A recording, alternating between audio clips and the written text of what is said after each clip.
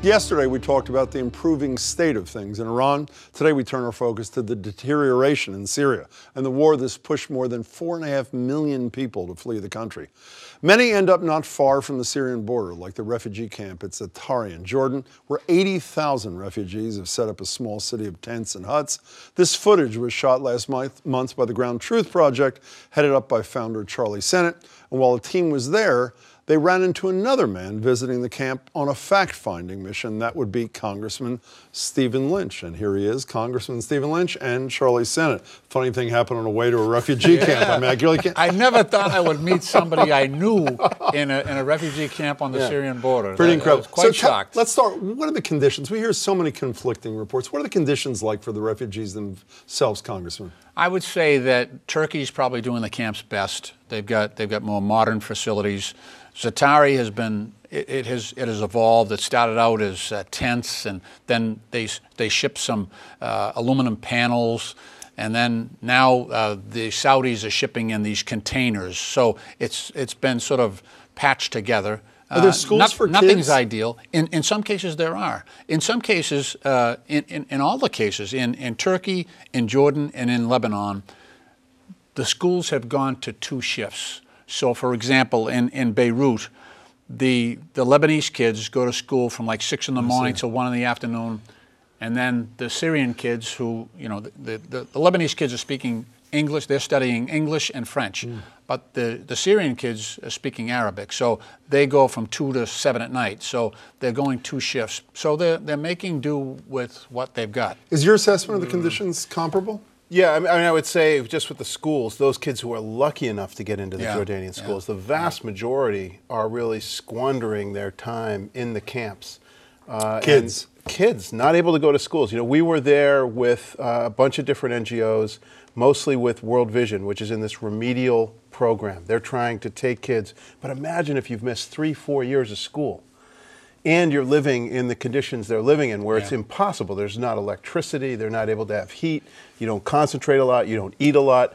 So the fear there that we were hearing a lot from UNHCR is of a lost generation. This is a generation of kids who really are never going to catch up. You went with, I think it's fair to say, pretty serious skepticism about the vetting process. Yeah. Was your skepticism allayed, or how'd you come home? It was with respect to this program, the refugee screening program. Yeah. Well, I just figured that, you know, they're firing rockets into Kilis, which is one of the camps that we went into in Turkey.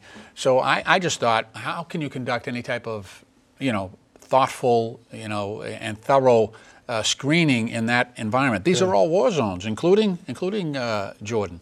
So, but when I got there, I have to say that the screening process, we presented ourselves, myself and Congressman Russell, as we just said, look, take us through the process. If we were Syrian refugees who wanted to resettle to the United States, take us through that process. And it was fairly rigorous.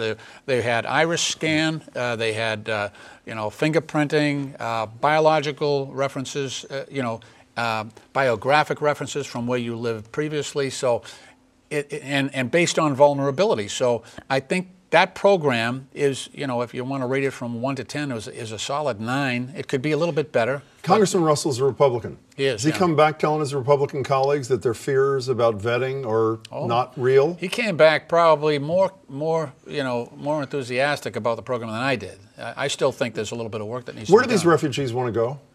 Most of them want to stay right there. Most of them they want to go home. They want to go home. They tell me we got villages, we have businesses, we have our kids in school, we want to go back. And so that's why they're perched there. And remember, 70% of the refugees do not want to be resettled. However, after year 4 and 5 sitting on the border, I think some of them are saying, okay, we're ready for resettlement. Is that your assessment? Very few want to come here, from what I understand. Is that correct? Well, very few will have the opportunity to come here. So they're realistic about their chances. Many want to get to Europe. If you talk to the young men, they're trying to get to Europe. One of the things about the border security that I thought was really interesting was the 16,000 who are trapped in Jordan between Syria and Jordan in a no man's land.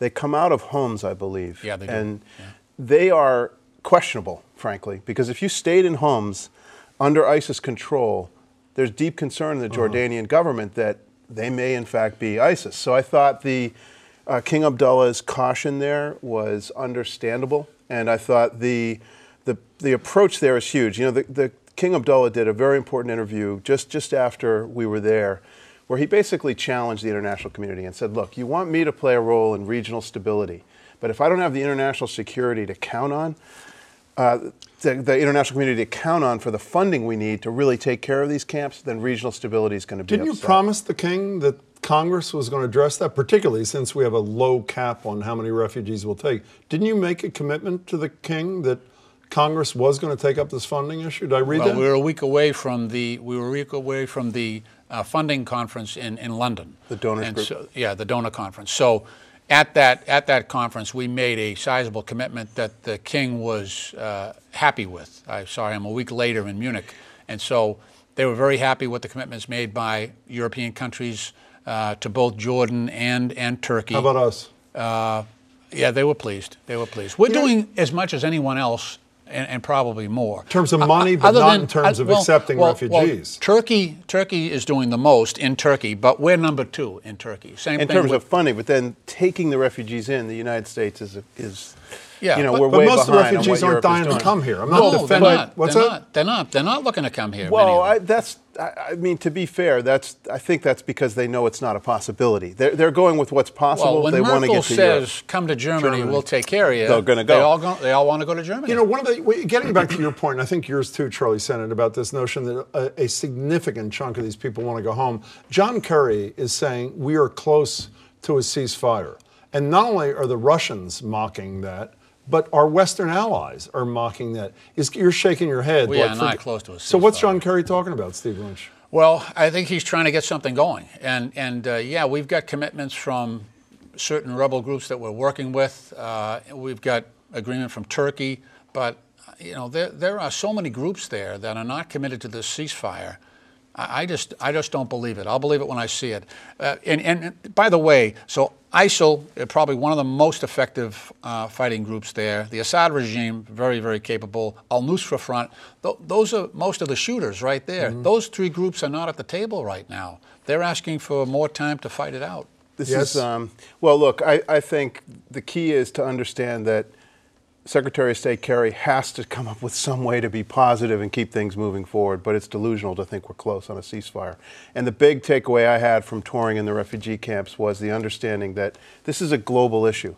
You can't separate out the fact that these refugees now pose enormous burdens on the host countries, enormous burdens on Europe, and great security threat globally. So I think we're all in this, and we haven't really approach that spirit enough, and I think that needs to be the way forward. And just one other indication. Sure. When they got the parties together to talk about the ceasefire, the parties refused to use the term ceasefire. They want to call it the cessation of hostilities. That's how reluctant people are to actually stop shooting. You know, before you leave, we have 30 seconds left. Is Congress going to take a position in this Tim Cook versus the FBI deal, Apple versus the FBI, or no? We may have to. I think that there's a way to get the FBI the information without surrendering the security of the entire... So you're a split the baby kind of thing, a la Charlie Baker's question we played before, yes? Well, yeah, give them the information on this guy.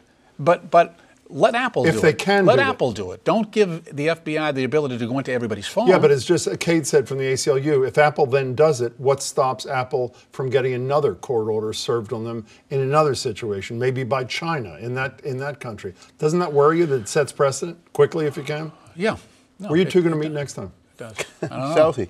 I think, yeah. Steve Lynch, it's good to see you, Congressman. All right, thank you so much. Thanks, Charlie. Charlie, Yeah. pleasure. Thank you so much.